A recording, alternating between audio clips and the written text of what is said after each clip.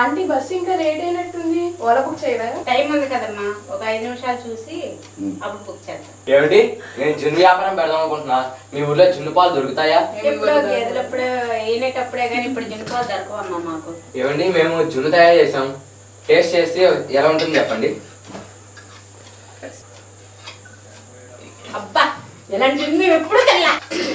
దీంట్లో పాలు వేసాము, బెల్లం వేసాము, మిరియాలు వేసాము, యాలక్కాయలు వేసాము, అన్ని వేసాం. ఎప్పుడు తినలా మేము ఇలాంటి జున్ను. ఎప్పుడు తెలియదా? ఇంకో టేస్ట్ చేయకపోతే. ఇదే పాలు తెలుసా? గేదె పాలు. గేదె పాలు కాదు, పిల్లి పాలు. పిల్లి పాలా? చెప్పలేదే. పిల్లి పాలతో జున్నిస్తావా? అసలు నువ్వేం మనిషి అయ్యా? అసలు సంక్రాంతి చూస్తున్నాడు చూసావా? మా ఆయన తెలిస్తే ఏమంటాడు, ఊరుకుంటాడేంటి? అసలు నువ్వెందుకు ఇచ్చావు?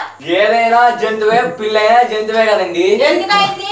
జంతువే, కుక్కైనా జంతువే, కుక్క పాలు ఏంటయ్యా? నువ్వు అసలు పిల్లి పాలు ఎందుకు ఇచ్చావు?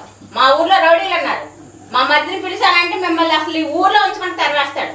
కనుక తొందరగా పిల్లి పాలతో మనకు జున్నిచ్చాడు. ఎందుకు తీసుకొచ్చావు? పిల్లి పాలతో జున్ను ఏం చేయాలనుకుంటున్నావు? అడుగు. గేదె ఏం చేయాలనుకుంటున్నావు? ఏం చేయాలనుకుంటున్నావు? గేదైనా జంతువే, పిల్లైనా జంతువే కాదు కానీ ట్రై చేసా. అదేదో నువ్వు తినొచ్చుగా, మాకెందుకు పెట్టావు? నాదేం చేసుకుని బాగుంది. పిలిపిస్తా. పిలవండి.